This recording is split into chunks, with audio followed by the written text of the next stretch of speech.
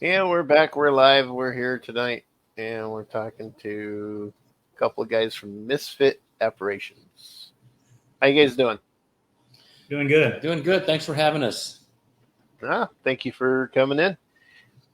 So let's get started off here. I usually ask a question for people that don't know you or haven't seen you before. Basically, I ask you what got your interest and got you started in the paranormal, and you can both answer separately or you can multi-answer however you want to do this. You want to arm wrestle first? No, you Okay. go. You have. Well, this all started when I went to that cemetery. That's Yeah. how he and I have worked together for a number of years before actually becoming a team. We didn't really hang out, but I went to the cemetery. It's called Martha's Chapel Cemetery. It's in Huntsville, Texas, because people have said that there's a demon road and all these things that Okay. always been attracted to cemeteries. So it is in the middle of nowhere. So is that where you're from? Is Texas? We're based out of Houston, yes, sir. Okay. Yes. Okay. And I'm Don. I'm Ernest. So I went to the cemetery before sunset and put my thoughts on Facebook. Ernest had read about it and said, "Hey, next time you go, I want to go." And I think it was 11 months later, in the middle of COVID, that myself, another guy that works with us, the three of us went to cemetery at witching hour, about 3:00 in the morning. Same cemetery. And we borrowed some equipment from Crystal, who will show up here momentarily. And we were green. We didn't know anything what we were doing, but we familiarized ourselves enough to use the equipment. And then we just kind of went from there and started going to different places, in-state, out-of-state, Iowa, Kansas. But you've got a more telling experience than I do. Mine is just cemeteries. When I was in high school, I would go to cemeteries just for the hell of it. But you have actually lived somewhere, so you can tell them that.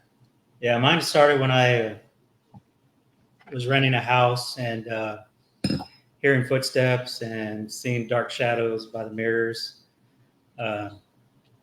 It startled me at first, but then that's when I started investigating, and so that's when it started for me. So when I knew Don was going to the cemetery, I was like, I want to go. So that's kind of how we became a team. Yeah, we'd worked together for 5 or 6 years before then and never even talked to each other. Yeah, Now it's like we're always talking to each other. It's weird how that happens. Yeah. No, it's cool how it happens, actually. I was best friends with Joe's brother before I became friends with Joe. Okay. Yeah. And we all worked at the same place. So, yeah, it's easier when it's like that. You muted yourself, Joe, so if you're talking, we can't hear you. He must be talking to someone else, like or the woman that walks in the room every now and then. No, I realized I was sharing stuff and I didn't want to get the feedback come through my speakers. Oh. I was looking at the live feed and sharing it. And I realized it, but it's like, yeah, that's about the time I was just getting ready to start work at the same place you two were. Yep. But I've been involved in paranormal like this since I was like 14, 15 years old. So I'm kind of when it comes up to doing stuff like that, I'm jaded, man. It very, very little even phases me anymore. Yeah. I hear you. Yeah, the footsteps and the banging is kind of like, can you do something else other than that? I'm already used to that. Yeah, I've heard that quite a while here. Do something different. Yeah. So, I guess with the experiences that you guys have had, when you do get stuff that happens around you, do you have that flight response? Well, we definitely don't run. We react. And it's generally a reaction of excitement. And I guess if if a demon just all of a sudden showed up and deep voice had said something, I don't know how I would react. But the things that we've heard, like at Malvern Manor, when I was excited when I heard a whisper hello, and I picked it up with my ear, it came up on the audio device, so it was exciting that I got to hear that. For me, there was no cool. running. It was like, let's just keep doing this. Well, yeah, I mean, it's just some people actually, they'll go into the paranormal like we do, and they'll want something to happen, and then when it does happen, they get spooked and they take off running. Right. Or they'll remove themselves from the area. Exactly. Yeah. I don't know what. Even when our last location in Kansas, the Sally House, when we had that incident where there was a banging on the walls, we just froze, and each of us reacted differently. Ernest had reacted and just stopped, and Mike was getting ready to go under headphones. I was already under headphones, so I didn't hear the intensity of the sound. But Ernest on the video asked Mike if he had a knife. I don't know if that was going to stop anything. But I think our first reaction was that maybe somebody had banged something outside, but we couldn't replicate that sound. We spent the next hour or so with Mike outside banging on different parts of the wall and see if it mimicked that. No. So that was really strange. And then later on finding out that at that same moment upstairs, we had an audio recorder that had recorded a couple of grunts and some footsteps right when that happened. So I don't know what that was. Mike is the skeptic of the group. He turned a little bit towards a believer, but he still thinks that it might have been something else. It was exciting to hear that. Yeah, that's why I said, do you have your knife? Because I was like, somebody's got to be messing with us outside. But yeah, the way it sounded, it's like it really shook the house, and we couldn't replicate it, like Don said. So that was something was wanting our attention. Yeah, we might have pissed it off because before we had live stream, we had done 2 dual live streams upstairs, and our devices were going just completely nuts. Like something liked it, or the K2 was going crazy. Everything was just off the charts. I'd never seen the instruments do that. I had started chanting the Lord's Prayer while Mike was under the Estes headphones, and all he said was, "Stop, stop." I don't know. He was reacting to what he was hearing. That was kind of creepy. But as soon as we stopped the live stream, everything was quiet. We couldn't get any reaction to anything. So we kind of got comfortable in the house and ate some food and maybe watched some videos, some comedy videos to kind of relax a little bit. Maybe that was interpreted as disrespecting the house. I don't know. We did play 90s music. Yeah, we played 90s music. Well, that was your problem right there. You should have played 60s, 70s, 80s music, Yeah. They could have just said that. The good stuff where we actually grew up. Yeah. Yeah, we just started doing that, playing like period music based on I guess when things happened or when the house was most active, like in the 90s with the Pickmans that lived there, and 2 nights before we were at McIntyre Villa. We were playing music box music while we were setting up, just to kind of just see if that gets anything going. Yeah, you can sometimes get triggers from that. Yeah, mm-hmm. But we've had some interesting times. Haunted Hill House. Have you ever heard of that place in Mineral Wells, Texas? There's a lot of places I have and haven't heard of. So that was the first place that we went to, like really, I guess, paying place that we went to, and that was interesting. The aftermath of that kind of affected all of us afterwards. We all went through a period of just dark, bad luck, and Yeah. I had nightmares for weeks. Wow. Even though the owner blesses the people or visitors before they leave if they wish with holy water, and we did not cleanse or smudge before we left. And my daughter and her boyfriend almost got in a car wreck about an hour away. We almost got in 2 car wrecks. Another member, and that's he's not with the team anymore, but they had some issues with their relationship. And on our way back to Houston, Ernest had experienced some what he felt like kicking behind us. We were just the 2 of us driving, and he felt like something was kicking him from the back seat. Yeah, like a little child was just kicking. So he kept turning, and I just didn't pay attention until he said something. And when he said something, my left pant leg was pulled down.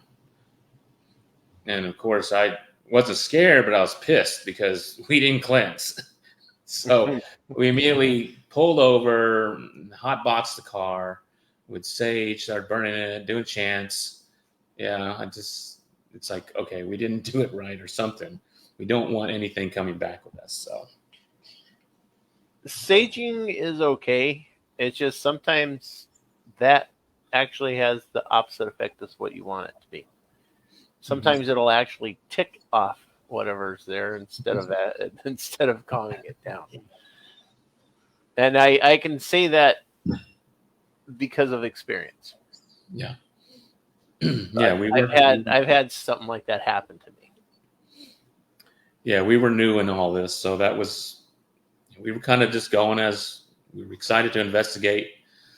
And Ernest likes to watch a lot of these teams that. Hold on one second. I gotta let Crystal in the gate. There we go. Yeah, so Ernest watches a lot of those shows that are on cable. Teams that go out there and do that and double dare spirits that hurt them and all this. I just like to do the research of the place. Mike likes to go in blind. So we each have a different way of approaching it. Yeah. Crystal, who you'll meet in a minute, she just drove into the gate. Well, she's very good she has a really good heightened sense of this stuff. She knows how to operate a Ouija board. We've done that a couple times at different places. Yeah, she's done it a lot more than we have. Yeah, she's got that like motherly type of. She a tarot reader too? I don't know. We can ask her when she comes in. She's just driving in there. Okay. You want to go and get her? Flag her down? Okay. No, all right. So, sorry about this. No, it's okay. No, it's fine. You said you went. You kind of brought up a memory to me that I had. When I was a kid, and especially when I was in high school, to get away from and get off of school grounds during lunchtime, right next door there was a cemetery. So we used to go and sit in there during lunchtime to smoke our cigarettes or whatever, and stuff. And, it really never occurred to me or bothered me being in those cemeteries. And then there was, when I was younger, we were playing Ghosts in the Graveyard in actual cemeteries. Oh, wow. That's cool. That's cool. Yeah. Cemeteries, always loved them. In high school, I would go to them and was looked at like a freak. But if you think about it, nothing bad ever happens at a cemetery. You hear stuff bad happens at school, bad happens at shopping centers, bad happens at home. But you never hear of anything bad happening at a cemetery. Well, unless you get some of them unpatriotic snobs that go and burn flags in the cemetery and shit like that, Yeah. There's been, what was that? I think about 10 years back or something, most of the Madison cemeteries were being vandalized. They were being desecrated and vandalized. Yeah. See, we're from Wisconsin. No, you're. He's a California transplant. California to Wisconsin, huh? Yep. I met a woman that was from Wisconsin, and she talked me into moving out here. That's good. Worst decision of my life. What a difference in winters, huh? Yeah. Oh yeah, yeah. It got cold in Cali. I learned how to drive in the snow and ice in California. Did you? What part of California? I lived about 21 miles south of Fresno, Okay. and we'd go up into the mountains, up into the Sierra Nevadas, and we'd get snow down in the area of like 2,000 feet. Well, where I learned how to drive in the snow, if you made a mistake, you pretty much were done. Yeah. Because some of the roads that we'd take up to the lodge, they were 1,000, 1,200, 1,500 feet drop from the edge of the road down to the valley floor. They were probably supposed to be closed, huh? What's that? They were probably supposed to be closed too, huh? It depended. It depended on the weather itself. You know. Yeah. They had, they'd go in and clear them and stuff like that. But if they got too bad and they still let you pass through them, you had to put chains on. So is it true what they say about Texas? What do they say? What are the things that they say? They said that if they get so much snow, they shut down the entire state. If they get so much rain, they'll close the schools. They've done that in our school district. No, I'm serious. Just over rain? Wow. If there's a threat, a flood warning, yeah. I suppose because you're right on the Gulf Coast and all of that, but north of there. You want a drink? My stepfather was from Waco. Last? Yes. That cabinet. Waco. Other one. It's left. That he lived down in Waco for quite a while before he moved back. He used to bitch about the Wisconsin drivers compared. He's like, man, there's a cop right there, and the guy just blew a stop sign. If they wouldn't have gotten away with that in Texas. Them cops were strict. Yeah, they'll close here if there's a. It's because they can't have the kids, on buses and the bus floats away or that sort of thing. There's any threat of that, yeah.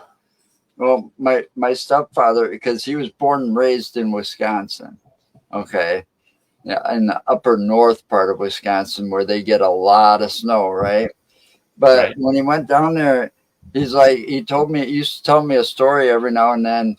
He was driving and they had the roads closed because of like a couple inches of snow, and they had the cop in the roadblock and all that.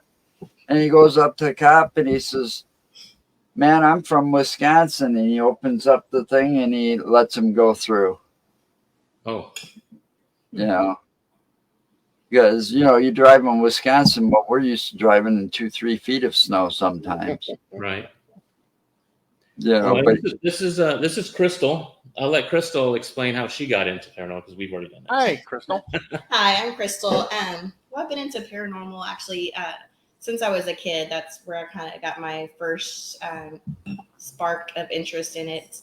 I've always been able to just kind of feel things and know things are present. I would say, fortunately, it's a great gift and a sad one all at once to be able to, I have family members that have passed, and I usually have a dream the day before they pass. And as I wake up, I usually call, and they have passed. And it was with my grandmother, my father, and my uncle. Well, that sounds familiar. Yeah, so just lots of things. And then my mom tells me that, it's just a gift that our family has. Mm-hmm. So your family has it too. More like a curse. Oh, Joe. Here, I'll tell you, I got a very similar thing, but I think it all started with me after I died myself for a few moments. I was diagnosed December 4th, 1995 with AML leukemia. Wow. It was so severe that the doctors told me, well, you're not going to survive to see Christmas that year. And I proved them wrong, but in the process, in the emergency room, I died and they were using the paddles to bring me back. And then this happened like 5 times, but one time it happened for a couple of minutes and I had an out of body experience. Okay. And I saw that they were out there in the waiting area trying to attend to my mother because she had a heart problem and they were trying to stabilize her quickly. And next thing I know, I get back and I'm, coming to, and I'm asking my brother and my stepfather and stuff that's standing right there how my mother was. And they're like, she's doing fine. She's just out in the waiting room. I says, no, she's not. I says, what happened? And they're like, how do you know that? And I says, I saw it. But ever since then, okay, and this was back in 95, ever since then, I've kind of gotten these bad feelings and it's grown over time where I can tell who it is before it happens. And, I predicted a lot and I don't like it. Yeah, it's hard when it's family. Yeah, I've lost too many people too quickly. I've seen the death rattle one too many times. No, seen, I should say, heard. Yeah, because it's a death rattle. Right. But no, I was just saying, Crystal, I see that your family has it then. See, mine has it as well. It was all on my mom's side of the family. It was always the female that got it. It always skipped the generation until it got to me. I'm the first male in the family that ever got it. I am the never skipped a generation.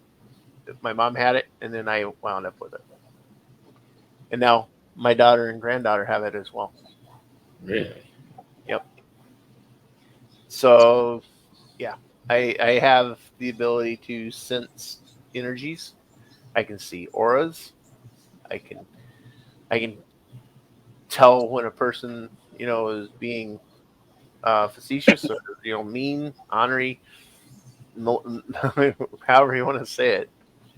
So I can read the people somewhat. So that's my story with this. Plus, like I told the guys, I've been I've been dealing with this since I was about 14, 15 years old. So yeah, I was 7. So yeah. Well, no, go ahead. Go ahead. Sorry. No, I just said it's been quite a while. Well, how many people has ever used a Ouija board by themselves? Me. By yourself? Yeah. By yourself. My mom used to do it growing up. And what was your age when you did it? My age was 12. I did it when I was 8 years old. Wow. My mom used to hide hers or I would have gotten to it quicker.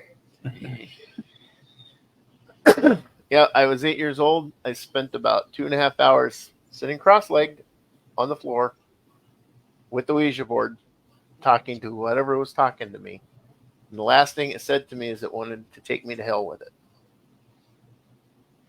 And I said, no thanks, and told it goodbye, and that was that for a little while. Did you pick it up again afterwards? Yeah, I'm not afraid of them. I don't fear these things.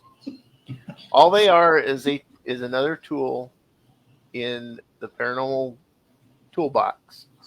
Yeah, you don't fear nothing. In fact, when we went to our school in Maxwell, Iowa, he provoked, and then it bit him in the ass. Well, I wasn't getting the results I wanted, so I guess sometimes you have to. I kind of pissed it off. Sometimes I had 5 pieces of my equipment. Well, literally 5 pieces of my equipment subsequently failed on me. He was locked out of his laptop, and this guy knows his passwords. And he was not typing them in wrong, and he couldn't get in his laptop at the school. We would have reimaged it. That's what we would have done. Okay, let's reimage. We're just going to hard reset it. Reload it. But when I got home, I got a little bit of rest. I turned it on. First time I typed in the password, it accepted it and went right in. Ghost in the machine. Literally. Yeah.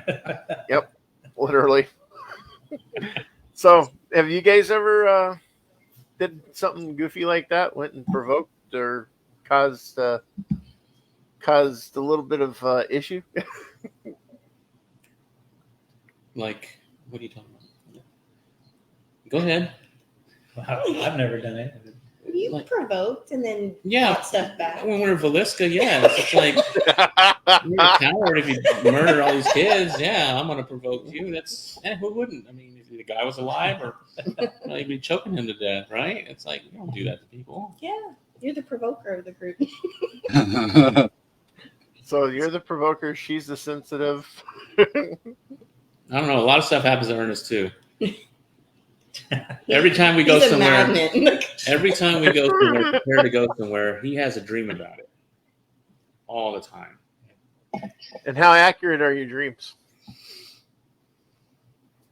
Kind of, yeah. I mean, that one time I went to McIntyre and I had a dream that we would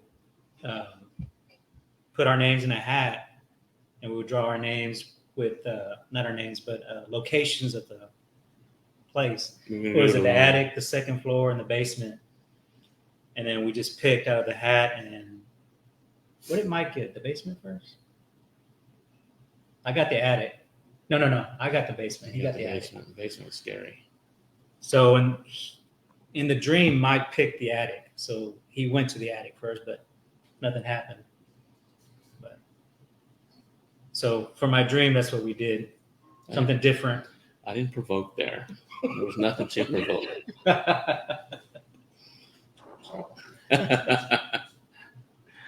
So, what are some of the coolest things you've had happen to you, other than what you already just described with the banging on the house that kind of shook the whole house? I think you had a cool one at Jefferson Hotel. Yes. So Jefferson Hotel, before the new owners. You always have to throw that piece in. Because now it's kind of like a carnival. But back in the day when it was really a hotel. So when you go in, the keeper there, he had a notebook that would tell you all the experiences there at the hotel. But I'm one that I don't want to look at it or know anything about it. I want to develop my own and sense my own. And I don't want any preconceptions in my mind. And so I was married at the time. So my husband and I went and we slept in the room that I later found out was the room where one of the ladies of the night stayed. So in the middle of the night, he goes to sleep. I'm over on my side. I always sleep on my side and I like to sleep near the door. It's just habit. I feel my hair being picked up, and I'm like, stop fucking with me. Leave my hair alone. I know it's you. And he's like, what was I doing? He's like, I wasn't doing anything. I was like, I can feel you playing with my hair. Stop. And he swears it's not him. I'm like, okay. So I look over and he's clearly looking at the wall because it was one of those beds that's in the corner. So it's the wall. Mm-hmm. And because they're really small rooms and it's me and then the door. So go back to bed. An hour and a half later, I feel the bed pressed down. When someone gets on it, it's a little heavy. So it goes in to where I sink in. So the bed goes down. And all of a sudden the headboard starts hitting the wall. And I feel someone bouncing me on the bed. And I'm like, stop fucking with me. I know it's you. And he was still asleep. When I got up to run out of the room, he's like, where are you going? I was like, I'll tell you out here. So we left. I told him everything that happened, and he's like, it wasn't me, I promise. I was like, okay. So we went back in the morning when the hotel opened back up, and we went to go read the book because I was like, okay, let me see if anyone else has had any similar experiences in that room. And behold, everyone that has stayed in that room has written about it and has experienced the same thing. And it usually happens when it's a male and a female, and it happens to the female because she's mad that you're there with someone that, she should be with. Mm-hmm. Yeah. So it was pretty much the spirit energies of the madam or the lady of the night that had stayed in that room prior. Yeah, and it turned out, well, in the history of it, it said that she had committed suicide by hanging herself from the headboard, which was hitting the wall. That has to be a interesting task to have done. Okay, the headboard. Yeah, We actually went there. I didn't believe a headboard can be that tall, but it's tall. You can hang from it. That was amazing. I'm pretty sure lots of things were done with that headboard. Oh, I'm pretty sure. That might have been why that headboard was so tall as well. I couldn't believe it. Interesting. That is very interesting, though. Yeah. Anything else from you guys on stuff like that? Green eyes. Yeah, I mean, we were at Haunted Hill House that we were just talking about. We were up in the attic, me and Dawn, Crystal. Was it Joshua's room? Mm-hmm. Yeah. So she was in Joshua's room, and she was reading a book. And Dawn and I were on the other side by the attic, and as you see, there's this little crawl space. And in there, I saw these green eyes just staring back at me. And I told him, Don, I said, there's some green eyes down there. Of course, he said, shut up. I said, no, I'm serious. There's green eyes that they're staring right back at me. And like Crystal, someone had wrote a book about Toby and seeing green eyes. Or his name is Osmodius, his demon name, yeah. But you experienced that too. You were reading. You just finished reading a book. Yeah, the Pokey Little Puppy. Yeah. The book of choice of the child. And you can hear the recording. Yeah, she's telling, as you're saying, don't pull my hair. I'm on the other wall, and that's when I see the green eyes. Interesting. Yeah. That's kind of cool when you get stuff like that. So, what kind of devices do you guys use when you go out and do your investigations? I like Boo Buddy. That thing has not been working. Right? Boo Buddy's like retired. We've tried a couple times, but it just doesn't. Yeah, I think the spirits probably think it's a joke. I like the RAM pod. I like the RAM pod and the EMF. The EMF especially just because I can keep it in the car and take it anywhere that I feel like stopping. The K2, yeah, we need to start taking the K2 to work because there's a lot of people at different schools that say that they claim that the school's haunted, but I keep saying we could just put it, it's got a little clip, just clip it to your belt and just do a little impromptu investigation. Yeah, we have spirit boxes. We get a lot of things audio, audio recordings. I went to Haunted Magnolia House. Have you been? Mm-hmm. Well, I've heard of the Haunted Magnolia House. I haven't told you that. We went there. I took her there. It's just a good place to take somebody that's just new to the paranormal, and they want to experience something. But this place it's got a modern section, and then behind the door is the very old untouched area. There's no electricity. There's nothing, no power.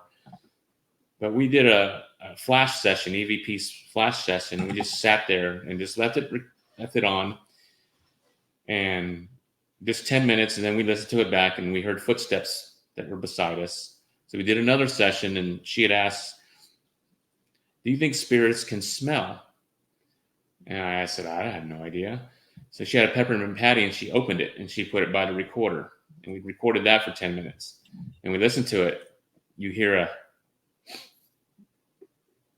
like something had come and like took a sniff of the chocolate. Cool.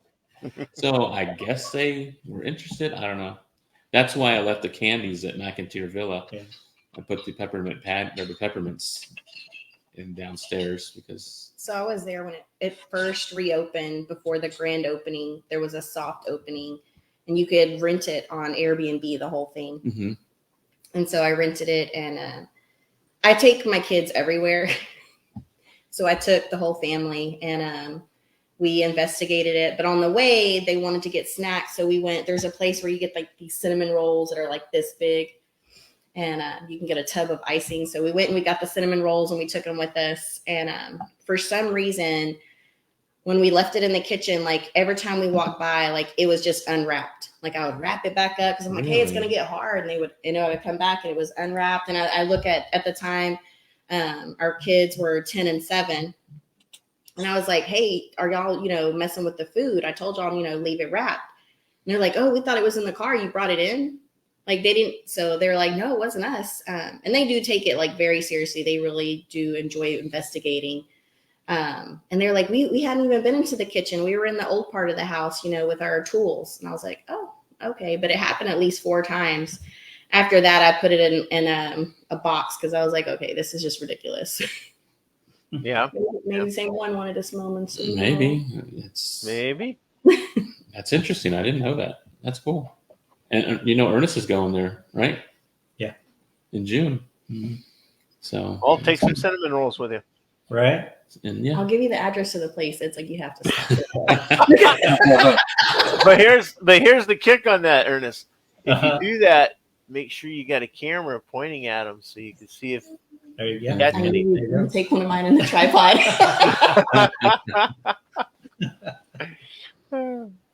Yeah. What kind of stuff do you guys usually get whenever you go out to cemeteries? Do you get any kind of EVPs or any videos or anything like that? I've gotten recorded voices. I've gotten EVPs. I've gotten actually question and answers. Like if I had take one of my, it's like a stuffed animal, but when you touch it, it lights up. Okay. And it'll turn different colors. Mm-hmm. So I'll take that out there, and we usually take toys because I've done the one in Calvert that was the Yellow Fever Cemetery. We did the one in Salem that had the first pilgrim, and we did the one. Where's the one that I went to? Y'all didn't make it. Babyhead. The Babyhead. Babyhead Cemetery. It's like Central Texas. Yeah, those were the top 3 that I got a lot of stuff. Like if I asked something, it was answered in a recording. If I asked something at the kids' cemetery, they were very active with the toys and then answered back by touching. Interesting. So these cemeteries you guys go to, how old are they? I think Martha's Chapel is almost as old as the state. Yeah. When it was a republic. Republic of Texas, 1830s. Yeah, I think there's the oldest grave is around that time period. The one in Salem is. The other ones are just Babyhead Cemetery. It's based on the supposed. There was a town. I forget the name of the town, but the Indians put a curse on the town and they decapitated a baby. It's like one of those things. And Crystal went to that one. We couldn't make it. I forgot the reasons why, but that was one that was interesting to me. So Babyhead Cemetery. What's that? That'd be cool just to investigate that town that the Native Americans put a curse on. Yeah, it doesn't even exist anymore, I don't think, right? It's just it's just nothing. 16. Yeah, but that would Salem. That curse might stick to the land. Right. Yeah. Right. But I was saying though that Babyhead Cemetery seems to be the one that you said is attached to some sort of folklore in a way. Right. Yeah. That's what they say, that an Indian had cursed them, and there was a head that they chopped the head off a baby, and that's how it got its name. There's been investigation videos out there that they take the SLS camera, the Kinect camera. Yeah. I've seen those. We have that. We've not really used it, but yeah, they'll see a figure behind a tombstone or something like that. I don't know much. Those cameras are designed, the way they're designed is for picking up movement. It's for picking up a person moving around. So it would react with the game, so that way you'd be able to play the game and stuff like that. Well, paranormal investigators have discovered that if you turn the camera around, yeah, I think that's why we don't use it too much at all. So when I went to the one in Salem, my son at the time, who was 4, thought it would be a great idea to take a quarter off the first pilgrim's tombstone, because there was lots of quarters, and what do kids want? They want money. So he took the quarter. they're curious. And he's smiling at me. So he took the quarter, and we were like, dude, you got to put the quarter back. That's disrespectful. We gave him the whole spiel, and so he throws it back. Well, we get back to our room, and there was a quarter on the bed. I was like, okay, so I put the quarter in my purse. Then there's a quarter under the bed. Put the quarter in my purse. Quarter in the rush. There was quarters everywhere. They were not our quarters because we didn't bring money. We only have a credit card. So my son was really, really, really freaked out, and he swore up and down that we were doing it to him, and that he's like, I put the quarter back. But that I know has creeped him out. He is now 12, and as he's smiling at me because he remembers it vividly, because he didn't even sleep that night. He was like, I'm ready to go to the next state. Don't ever take anything. Well, listening to that story, I'm kind of thinking that maybe the spirit there developed an attachment to your son and was giving him quarters. He's shaking his head. To indicate that it was okay for him to have one. Yeah. He had a good seven quarters by the time we left. There you go. See? That's enough to go buy a candy bar, right? Yeah. Before inflation. Yeah. Back then. Yeah. Yeah, back then. Yeah, because we flew up to Washington, and then we just drove through everywhere. And he was like, yep, I'm ready to go. He was wanting to go to the next state. Yeah. So whereabouts is that the first Pilgrims? So I did look up the year. So it's 1673, and it's in Salem, Massachusetts. Okay, so it's one of the cemeteries in Salem. Yes, it's the same one where the witch trials were done. Okay. That would be really interesting to go.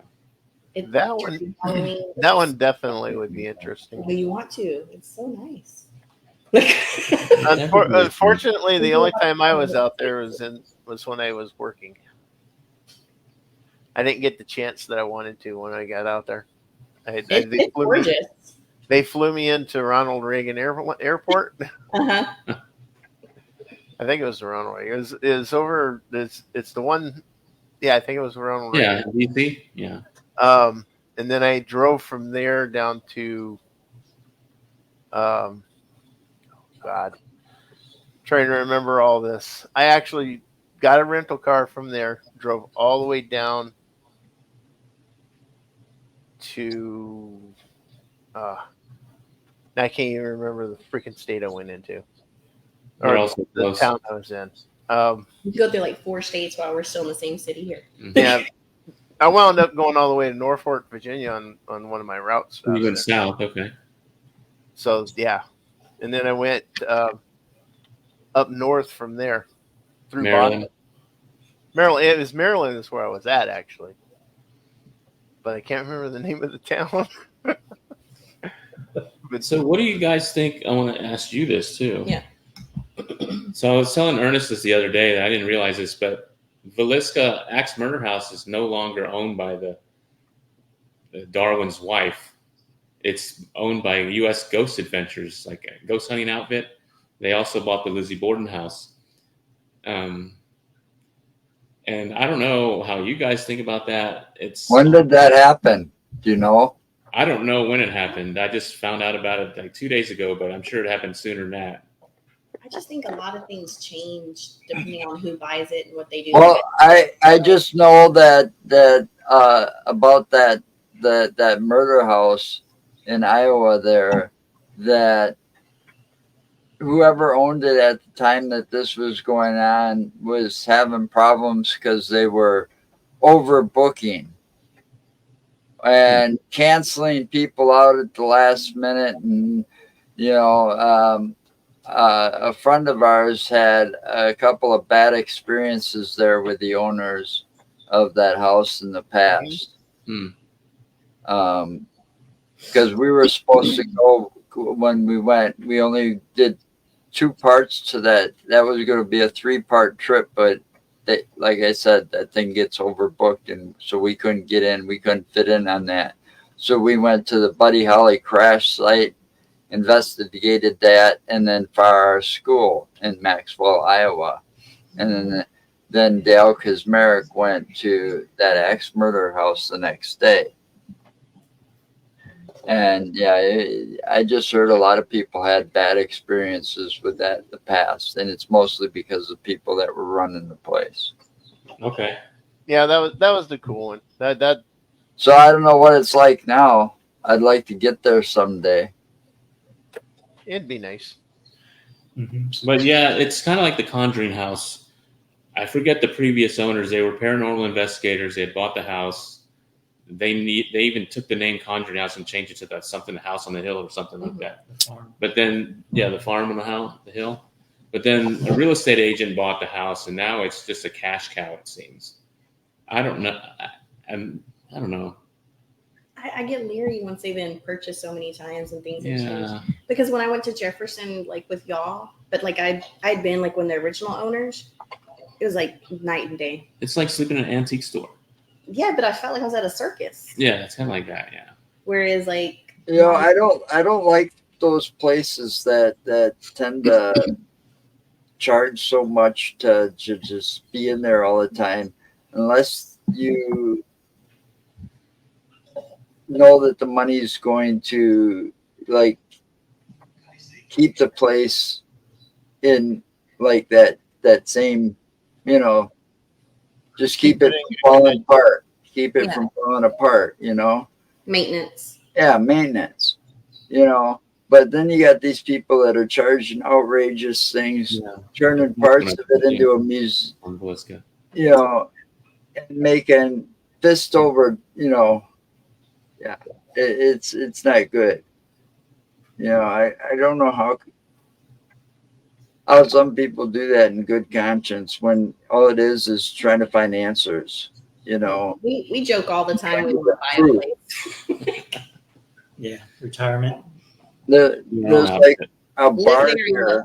There's like a bar here. They're doing this big event because it's like the anniversary or something of it or whatever, and it's like that's the one that I always like. Nope, I'm not going to pay them squat. Because you don't know if those owners are staging anything. Yeah. That's people can't be trusted. That's always been my pet peeve about going places that you have to, or that they expect a high amount to, they charge you $50, $60, $100, whatever, for one person to go there. No, not around here. But to where you don't know if it's going to actually go towards keeping the place up or if it's going to go in the person's pocket. I can see charging money like that to keep the place going and keep it in condition to where you can actually have investigators in.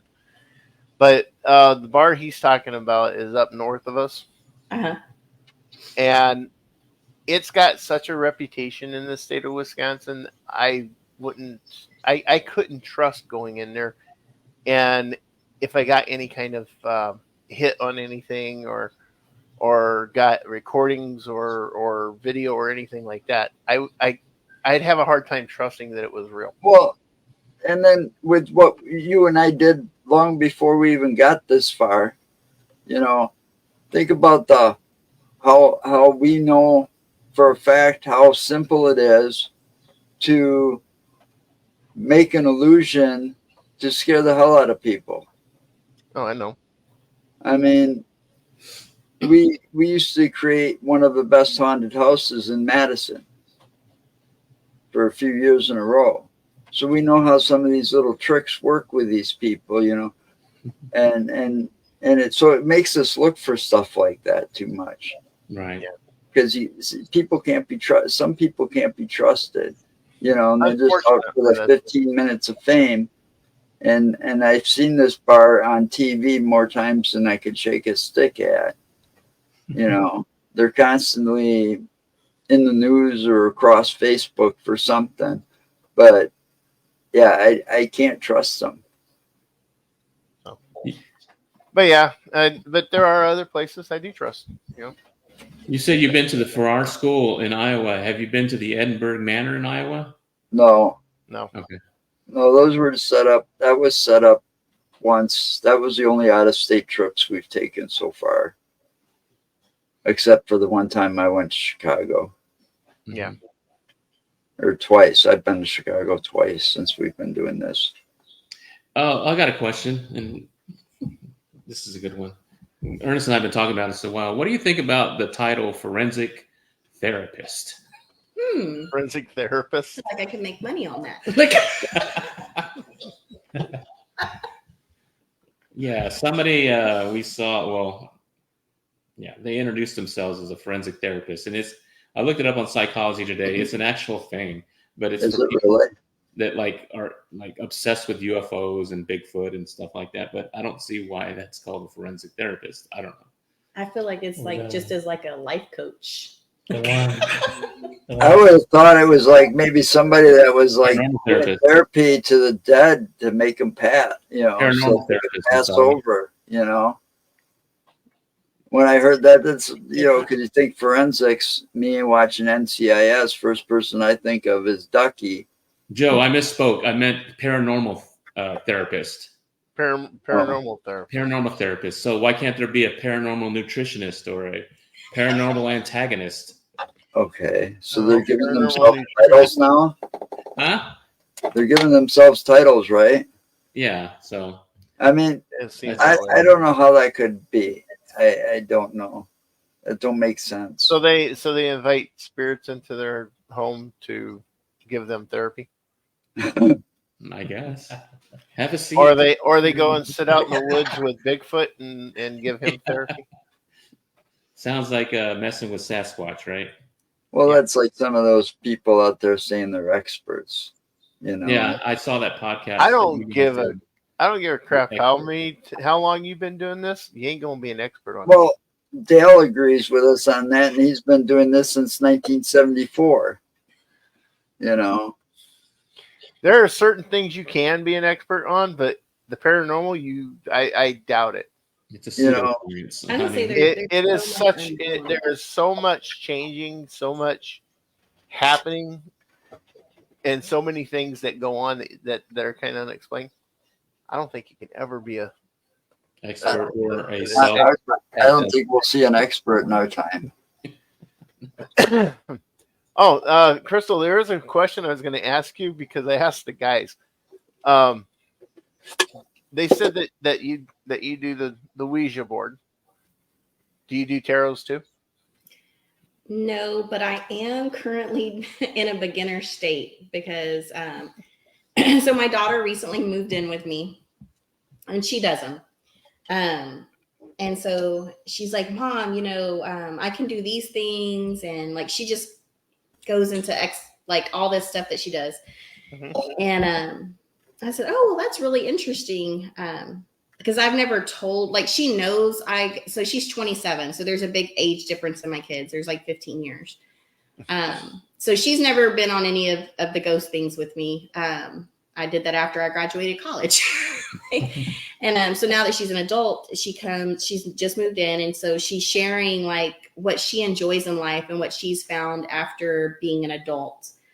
And she does them. and she can read them. She does lots of things that I didn't know she was capable of doing. And it really kind of opened my mind up to like, what else am I capable of? I just have been holding back because I'm always very reserved due to my profession, but I'm trying to be open-minded. And I'm like, if she holds those gifts and I know I got mine from mom, like what else is there? Yep. Yep. Tarots are an interesting, they're an interesting tool. Yeah. My first one was 2012, and I wish I would have listened. What happened? She literally flat out told me that the person that brought me there I was not meant to be with. Oh, that's all you stuck in your head, right? You didn't pay attention to that. I didn't pay attention to anything else. But now, fast forward, I mean, I'm divorced. Well, it happens. It does. Mm-hmm. But a lot of the stuff she said, like I was going through some legal issues at the time with my daughter's father, and I was trying to get her into rehab because for the longest I thought something was wrong with her. But I mean, ultimately, she was just trying to learn her gifts and control them. And so they told me that was going to pass. It was all going to be okay. It was going to work itself out, and I needed to stop putting pressure on it. And it did. I mean, it did put me at ease, and it went away. So. And she was able to work it out. Yeah. Cool. I mean, now as an adult, I mean, she finds peace in it, and she enjoys it and does it. She doesn't charge or anything. Like, she just does it because she enjoys the gift. Yep. Good. Would you be interested in going on an investigation? I'm pretty sure. I've talked her into a lot of stuff lately. Well, I'll tell you, if you do want to get into doing the tarots and reading them, I would suggest getting the Rider deck. That is the most common and most popular beginner deck of tarots that they have. Okay, the Rider, like R. Mm-hmm. Okay. Rider deck. They're in a kind of a yellowish looking pack, and they'll have the magician dressed in a red robe on the front of it. Okay. Ooh. I think I feel like I've seen it. And they've got like a checker type backing on them too, kind of a grayish blue. Rider kind pack. Of a Rider pack. I actually have a pack, that pack, and I can't find it. I have 3 other packs besides that, but I haven't. I do have that one somewhere in all my stuff that I have around here. Well, I know Tanya had it. I just went to look over on her side, but it's such a mess. It's a wonder she can find anything over there. Are you two in the same city? No. No? No, he's in Watertown and I'm in Waterloo. We're about 20 miles apart. Okay. Well, we used. I'm like from Madison mostly. Okay. I was born in, well, not born there, but I was raised in the Madison area. Is there a place in Wisconsin that you would recommend paranormal investigators definitely need to go to? Is there anything? I'll let him tell you. Well, sorry. My favorite, it might not be somebody else's because I'm into cryptids. Also, I like cemeteries. Okay. And Madison has one of the oldest cemeteries that is around. Yeah, I used to play Ghosts in the Graveyard there. Yeah. So, Mark, since you like cemeteries, I'll ask. When you're at a cemetery, do you feel more at peace there than we do with, like, let's say, anywhere else? I feel more of a calm energy there, yeah. Yeah. Okay. I don't feel like there's as much of the pressure of life and the pressure of the world there. I would agree. I just didn't know if that was a common feeling. They're coming to get you, Barbara. Well, Yeah, kind of. It is. I'm It ready. is kind of a common feeling in the cemeteries because it's supposed to be. That's what cemeteries are designed to be. Is more of a peaceful, tranquil area for you to have your final resting place. I like to look at the headstones. Well, first I like to find the oldest.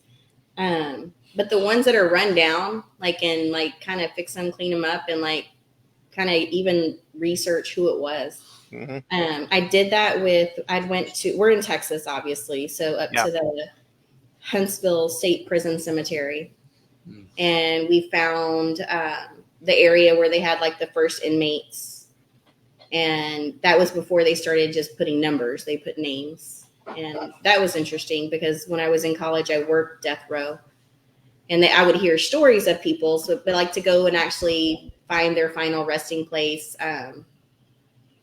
And given that those people did not all pass away of their own free will. Oh, Mark's gone. Look, Did we go over? it was interesting. So what did you do to be working on death row? I went to Sam Houston State University. It was the highest paying job, and I had a 2-year-old, and so I took the highest paying job in the town. Mm-hmm.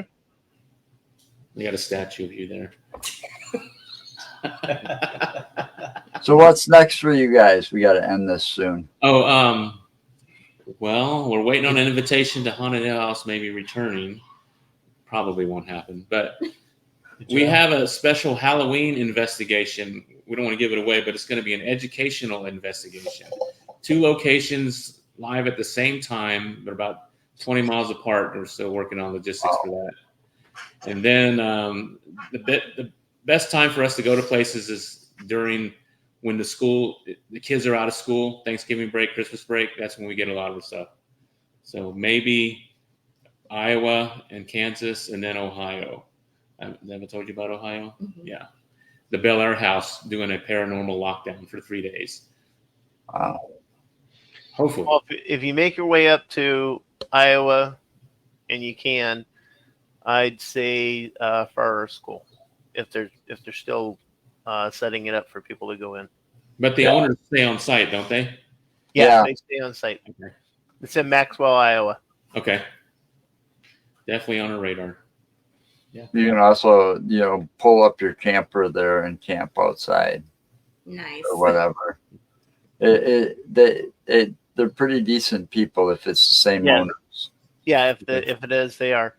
But one thing, you're not. The cemetery directly across the street from them is off limits. Really?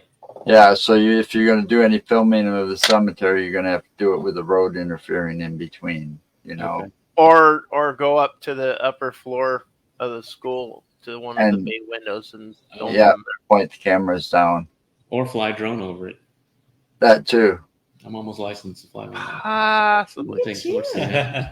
Next thing you know, you're going to be a paranormal drone. Hey, I got a drone. I got a drone for me and him both, and it's one of those. It's just small enough, and it stays under the height the height rating. We don't need a license to fly it. Is that a? Oh, I see it. What's the name of it? Drone. SMS.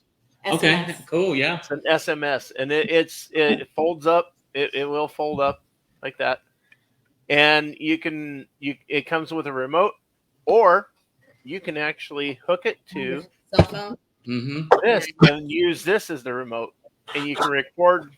You can record video and pictures and stuff like that.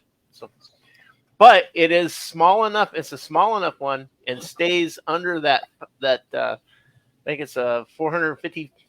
FCC rolls. Ground. Yeah. Yeah. It won't go quite 400 feet up. So it stays under that 400. It doesn't go anywhere near fast enough. Right, and it doesn't fly fast like the big ass commercial ones. Okay. But it's a fun little device. I've already played with mine a couple of times. So we're gonna try and incorporate those in with our that one just staying in the box for now. All right, cool. I told him when he handed it to me, I said, I'm just gonna crash this thing and break it. Yeah. He's like, nope, it's dummy proof. And I said, I don't buy It that. is. I still can crack it. I'll still find a way. It's dummy proof, and I've proved it. I was trying to put the remote has a holder for the phone. I was trying to put my phone in it, and I had the drone on sitting on the kitchen table and didn't realize I had it on and the remote on. And I hit the launch button on the remote. Yeah, it's gone, right? It just took off. It did. It fired up and took off, and it stopped like that far from the ceiling. Cool. It's got the proximity crash That sensor. sensor, yeah. Thank goodness. You only get about 4 of those close calls because we're on 3 right now. Really close calls. You only get about 4 of those, and then it's over. But yeah, I thought I was done with that thing, and it just went whoop and just stopped and just sat there and hovered. Ugh. Well, thanks everybody for coming. Hey, It thanks was for nice having meeting us. you For having guys. us. Yeah, We'll be back next week. We don't know what's happening yet. It's still in the works. And y'all stay safe. And You do remember, anything's possible. Absolutely. Yes, it is. Good night. Good night. Good Night. Bye.